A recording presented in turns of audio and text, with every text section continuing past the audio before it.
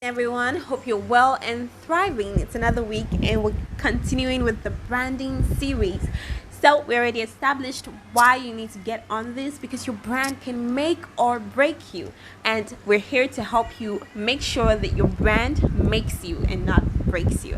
Okay, so let's get into it before you start getting annoyed. So let's start off from where we left off on the last video, and that is defining some key terms that have to do with branding. So let's start with brand experience. So what is brand experience?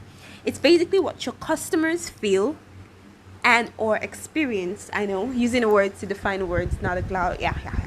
But to keep it simplified, it's what your customer experiences when actually consuming a product or a service. So in terms of a product, how good was the product? How long did it last? What was the usage like? What was the quantity like? And with regards to a service, what was the promptness? How punctual was it? How efficient was it? How effective was it? Did the results attest to the promises that were given before the service was purchased, and things like that? So a brand must always deliver on its promises. We already spoke about this in the last video.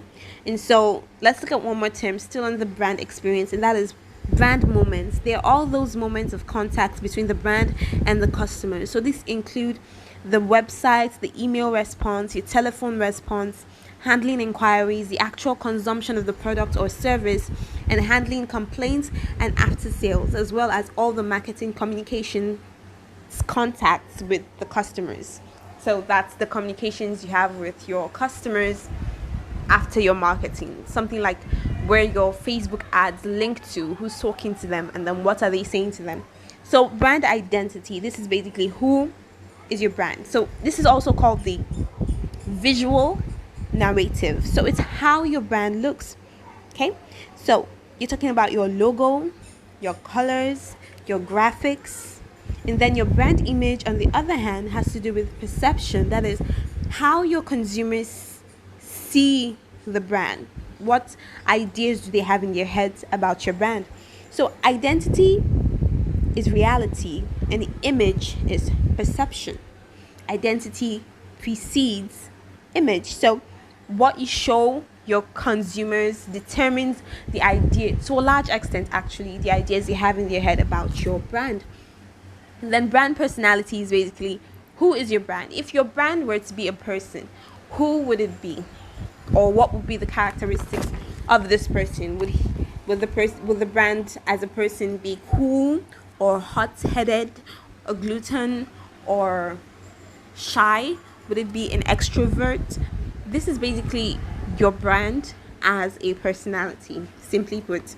So your brand at this point, you give your brand human personality traits, and we can take for example the Marlboro cowboy and the Singapore girl. So you know that some brands actually associate certain avatars with themselves, human avatars, and then they give them actual characteristics. You can take for example the UBA avatar. That's Leo, the guy. You can see that he's cool because he wears simple dressings, his t-shirts, his trousers, and then he always has this thumbs up, and then he has this smile. So this kind of shows this cool, extrovert-like, outgoing personality. So that's actually something to help the UBA brand communicate what their brand would be, or what their brand, okay, words escaping me there, but you get what I'm trying to say, right? I'm going to assume you get what I'm trying to say. So let's move on to the next term, and that is brand positioning. I think this has to do a lot with just strategizing. So it's how the brand is to be seen or perceived by customers using just one or two key variables. Now let's take an example. A certain drink could be positioned as a young, sick person's drink, and you can think at this point about some herbal alcoholic drinks. Even though they're alcoholic, they were positioned as healthy drinks. And one example keeps coming to mind, but then the name keeps escaping me. And then you can think of other drinks that are positioned in different ways. For example, the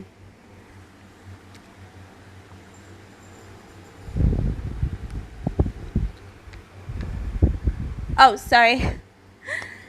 Thought I lost you for there for a moment. Okay, so let's continue. So we said that you can be positioned, if you're a drink company, you can be positioned as a young sick person's drink or healthy adult's drink. So a drink could position itself as a healthy drink. You think of brands like Chi and then orange juice packs, and they position themselves with statements like no additives, or no artificial taste, or fresh juice only. So they're giving you this concept of it's all juice and there are no extra additives or artificialness. They're positioning themselves as a tasty, healthy brand that's for your health. And even though most times those things are not true to a large extent, still that's how they want you to think about them, as healthy alternatives to other drinks. So that's a positioning. And then let's move on to the next one, and that is your brand promise. Oh, we're still here. So brand promise, this is what we already spoke about. This, you should never break your promise, and it's basically product related or service related. What are you saying that your product or your service is going to do at the end of the experience? So if you're saying that your product is going to do this and that, at the end it should do this and that. If your service promises to deliver a certain quality of outcome, then it shouldn't even by an inch fall short of the target. And then you have your brand role, and this is basically what role or where does your brand fit in the life of the customer. Okay, so if you think about a brand like Red Bull, so you can think of Red Bull as an enabler.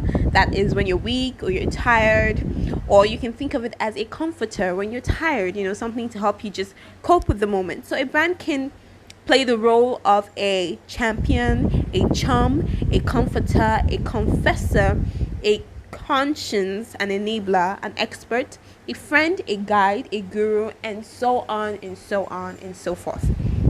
So you get the concept, hopefully. So let's move on to brand values. So this is more of an inner thing. So this is something you do internally. What are your values as a brand? So what does your brand believe in? What does it stand for? What standards does it attain? How should it behave? Brand values are a belief system or a way of working and communicating. So you dictate it within yourself. They are inherent in your company. So if they disappeared, your company would cease to exist as it is. That's just how important they are to your company. So let's talk about brand vision. Here I have brand mission, but actually what it's supposed to be is brand vision. Sorry for that error. So let's talk about brand vision. Please, sorry. You know what? Let's just try to correct this. Vision. That is terrible. I just don't want you to forget. Okay, now that is an error on our part, and that might not look too good in our brand image section of your mind, or our perception in your mind right now. But I'm going to appeal to you one more time. It was an omission and it will not happen again. Note to self, always cross-check better. Okay, so brand vision. Let's leave this. Okay. So brand vision is what the brand should be. Let's take an example like the Virgin brand. It might be to provide a service that the people see as their champion. That is a champion service which shakes up the status quo. So Virgin in particular is always aiming for delivering what is already existing, but at a better level. It's a higher quality at a higher standard. And not just that, but always coming up number one. So you could say that's their vision. And then Nike, on the other hand, you could say they have a vision of achievement, helping people to always be the best of themselves. And then you have so many other examples. Now that we've looked at this concept, this is as far as we go as far as branding concepts are concerned. So let's move on to actual branding processes. Oh, sorry. I have to exit this and then close. So on to the branding process. Wow. Are at the branding process. So let's start with number one. One thing you should note is that before and after every single one of these steps, you're going to have to do a research. Why? Because you don't want to go into the market blindly, because the market changes constantly and you don't want to be left behind or going in with information that is not relevant to that market at that particular time. And then 3, because it's just a smart thing to do. 4, because it helps you maximize your budgets, your expenses, you get the point. It just helps you maximize your resources. So let's get started with research. So research helps you to identify long-term customers, their needs, including aspects of a brand that drive behavior, and key brand moments or touch points. Touch points are basically points of contact between your customer and you at different points in time. Okay, use that same word again. So you get it. It's just, for example, your website, and at the time your customer is using it is a touch point. Your customer sales representative and the number at the point that your customer is calling that number is a touch point, and so many other things like that. So it helps you identify a brand. It helps to identify a brand, personality, values, association, and promise. It also helps to identify competitors and trends. So here you're really going into everything I just said. You're checking out the trends, you're checking out your competitors, you're checking out your cross-checking or establishing your values, promises, associations, personality, and the like. So after that, you move into your brief. So it takes all the preceding research. Sorry, just need to. So brief takes all your preceding research and summarize it into a 1-page brief highlighting targets I'm going to take that statement again. So it summarizes it into a 1-page brief highlighting target markets, brand personality, positioning, values, etc. So you're just using 1 page here. That's basically what you have. And then you move into another research. I told you that before and after every step you're doing research. So more market research to identify ideal brand personality, values, promise, sometimes carried out by the agency or design team. So if you're not a professional and you're skeptical about your skills, you can hire professionals to do this for you. And at Innovon, we do that as well. We have team experts who can help you get on top of this. So feel free to reach out to us and we will get you in touch with one of our experts as soon as we can. So moving on to concept generation. That's after your research. So you generate several creative ideas or concepts. Most times you can do this yourself because I think we're all creatives. However, some are more just more creative than others. And if you're asking a professional to do this for you, then you have better chances of utilizing that professional's experiences to give the best results. So here you're basically creating ideas and concepts, and then you go into research. What concept research?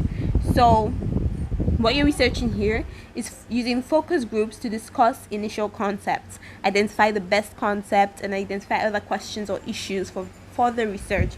So here you're using a test subject. You're taking a part of the population you want to reach out to with those creatives, and then you're testing it on them first to see how it works out before releasing it, and then making some final adjustments. So the next one is concept development. You take the chosen concept and develop it into finished artwork. So that one is straightforward. You're finishing up your animations, your audios, your graphic work, everything, just making it perfect or as near perfect as possible. And then research your final concept testing, that is hall tests, test markets, often easier to do with advertising concepts than brand concepts. So you just put it out there, and then you put it in a test market. Now you're not rolling it out to the entire population that you're reaching out to, just a part of it. It's not the exact same with the focus groups, but you're just testing a very small part. This is a little bit larger than what you were doing initially. And then you roll out or delivery. The biggest cost of any brand development is its establishment on all stationary buildings, cars, etc. Staff buying, training, and motivation. Okay, so here you're rolling out everything. You're rolling out the creative, you're sending it out to the market, and you're just putting it out there.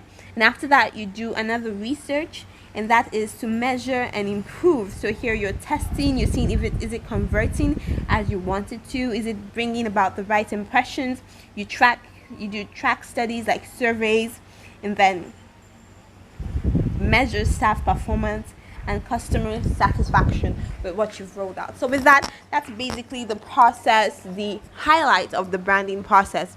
Now, there is no hard and fast rule to any success story. However, there are principles that you should follow. The principles are there to make the journey easier, to prevent you from making some unnecessary mistakes, and to just propel you faster to your goals. So this is just a highlight. It's not a hard and fast rule, but if you use this pattern, if you use this principle, you're less likely to make a lot of mistakes, avoidable mistakes most importantly, and then you're more likely to get your goals. You're less likely to be frustrated, and then you know what is going on at every point because you're carrying out diligent research. So with that, we've basically summed up the branding process, and then we'll be getting into the final aspects of our branding series, and after that we'll be evaluating our own brands with regards to everything we've learned so far, to be practical about it. See you next time. Have a wonderful week.